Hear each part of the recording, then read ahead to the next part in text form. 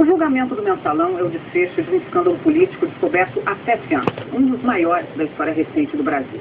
A acusação era de que uma quadrilha, composta por políticos, banqueiros e donos de agências de publicidade, e chefiada por José Dirceu, o homem forte do primeiro mandato do ex-presidente Lula, corrompeu o político para comprar apoio ao governo no Congresso e desviou dinheiro público, ou seja, dinheiro que pertencia ao povo brasileiro.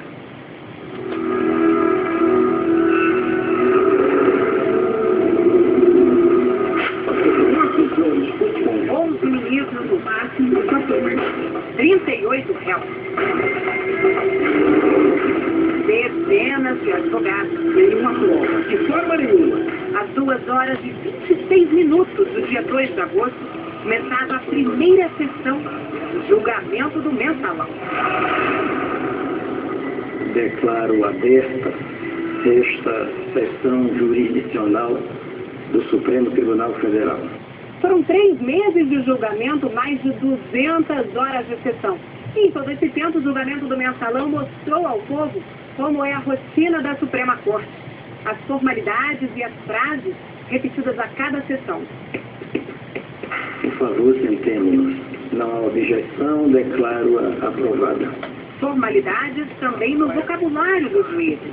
E não logrou, data vez, o Ministério Público comprovar o dolo. Societas delinquentium, pelo crivo do contraditório em juízo. Foram sessões cansativas. Talvez não tenhamos fôlego fisiológico para suportar a rigidez. O relator, Joaquim Barbosa, sofreu com as dores da coluna. No centro do plenário, dando o ritmo e cuidando das normas. O presidente do tribunal, ora firme. Eu indefiro a questão de ordem do WhatsApp. Eu não sustentei, presidente. Mas eu indefiro. Ora conciliador. Eu quero, presidente, eu quero que você me garanta a palavra e o voto do eleitor. Eu como revisor, E quase sempre usando poesia. o universo e a esperteza humana não tem limite. Sobre o primeiro eu tenho dúvida. No plenário houve momentos de tensão e debates muito acalorados. O relator Joaquim Barbosa e o revisor Ricardo Lewandowski divergiram inúmeras vezes. 8 dos 11 ministros que iniciaram o julgamento foram indicados pelos presidentes Lula ou Dilma. Cada um dos 11 tem seu lugar marcado. Joaquim Barbosa, o relator, e Ricardo Lewandowski, o revisor, sentam-se quase de frente um para o outro. Muitas vezes em lados opostos, também nas ideias e argumentos. A primeira discussão foi no primeiro dia de julgamento. Discordaram sobre um pedido dos advogados para que o Supremo só julgasse os réus com foro privilegiado. Barbosa não concordava com o desmembramento. Eu, como revisor, ao longo desse julgamento, farei valer o meu direito de manifestar-me sempre que entender que isso seja necessário. E também quero... Revisor é deslealdade. Ora, vamos ouvir, eu acho que é um termo um pouco forte que você está usando. E já está prenunciando que esse julgamento será muito tumultuado. Para os advogados de defesa, o julgamento na Justiça Comum não atrasaria o processo. o que vai acontecer é que o processo vai pronto para um juiz natural decidi-lo e dar a sua sentença. Condenatória ou absolutória ou desclassificatória. Os ministros se manifestaram e o pedido foi derrubado. O desmembramento desse processo já foi objeto de resolução deste plenário em mais de uma oportunidade. Não se pode, no mesmo processo, voltar atrás. A marcha é para frente. O julgamento seguiu, mas antes de começarem a votar, relator e revisor discordaram pela segunda vez. Joaquim Barbosa queria apresentar o voto em capítulos. O eminente relator, que tem uma ótica relativamente ao que se contém na denúncia, deverá ler o seu voto e esgotar. Isso é uma ofensa. Não venha Vossa Excelência também me ofender. Por decisão da maioria, o julgamento foi dividido e os debates continuaram, porque no julgamento todas as decisões são colegiadas, ou seja, tomadas pela maioria dos ministros. Discussões, às vezes, de forma dura. Vossa Excelência não dirá que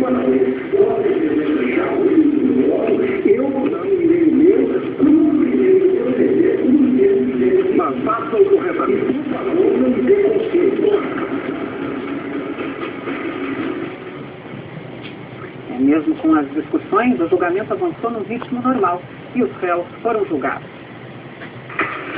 25 foram condenados. Para o Supremo Tribunal Federal ficou comprovada a existência do mensalão, como ficou conhecido o esquema da compra de votos parlamentares para dar apoio ao então governo Lula no Congresso, e que dinheiro público foi usado para abastecer o esquema. Assim, argumentos de vários advogados foram contestados e teses derrubadas. Logo no início, antes mesmo de o caso chegar aqui ao Supremo, os envolvidos tentaram convencer de que o que se chamava de mensalão, na verdade, se tratava de Caixa 2, dinheiro doado por terceiros, mas não declarado à Justiça Eleitoral. Delúbio é um homem que não se furta a responder por aquilo que fez. Ele só não quer ser condenado pelo que não fez. Que ele operou um Caixa 2 de campanha, operou. Que isso é ilícito, é ilícito. E isso ele não nega. Dias depois, na hora de julgar, os ministros responderam duramente. Acho estranho e muito grave que alguém diga com toda tranquilidade que, ora, houve Caixa 2, Caixa 2 é crime. Caixa 2 é uma agressão à sociedade brasileira. Caixa 2 compromete, mesmo que tivesse sido isso, ou só isso, e isso não é só, e isso não é pouco.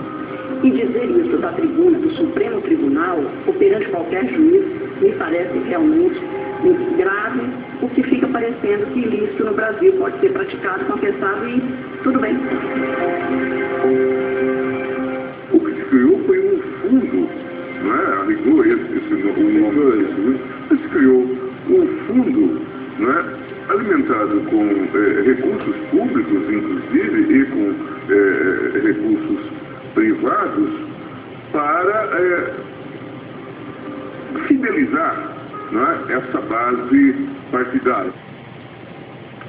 O Supremo também derrubou a tese da defesa de que os empréstimos do Banco Rural seriam legais e regulares. A maioria dos ministros concordou com os argumentos do Procurador-Geral da República de que eram fraudulentos e de que foi usado dinheiro público para a compra de votos de parlamentares. Esses dois contratos, com o qual o Genuíno era avalista, são contratos absolutamente legítimos. Não são contratos falsos, como disse o Procurador-Geral da República. Depois do julgamento, o veredito da maior parte dos ministros.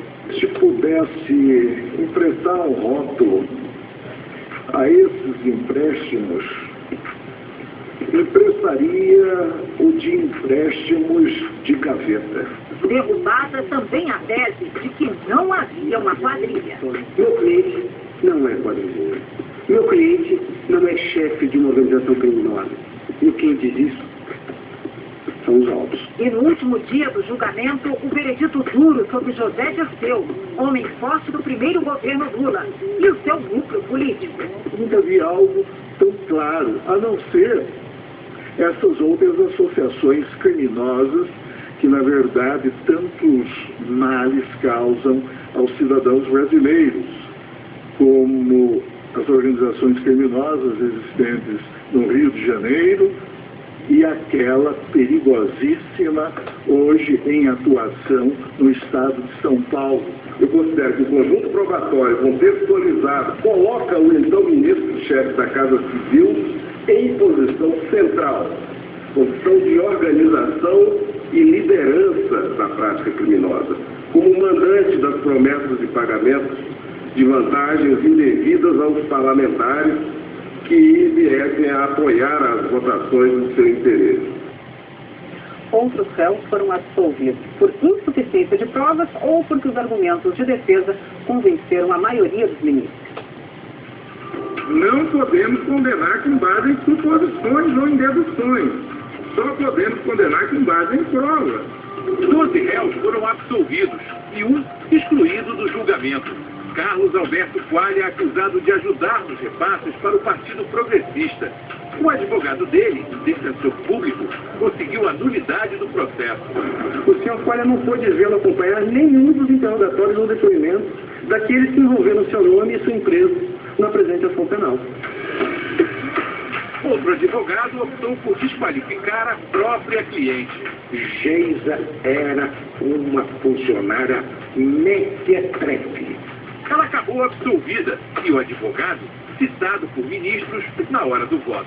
O plenário do Supremo Tribunal Federal vem entendendo que não haveria prova suficiente contra a Geisa, que ela seria uma empregada menor, ou, como disse o seu próprio advogado, uma funcionária mequetrefe. No centro das discussões e argumentos está a denúncia do Ministério Público. Para alguns advogados, faltaram provas. Eles dizem que o MP não conseguiu reunir elementos suficientes para a condenação dos réus. Faltam todos os elementos para caracterizar a lavagem de dinheiro. Falta imputação, falta elemento material, falta descrição do processo de ocultação, falta devido antecedente. O argumento da defesa convenceu. Eu não consigo, com todo respeito à compreensão contrária do eminente relator, visualizar o dolo específico da lavagem.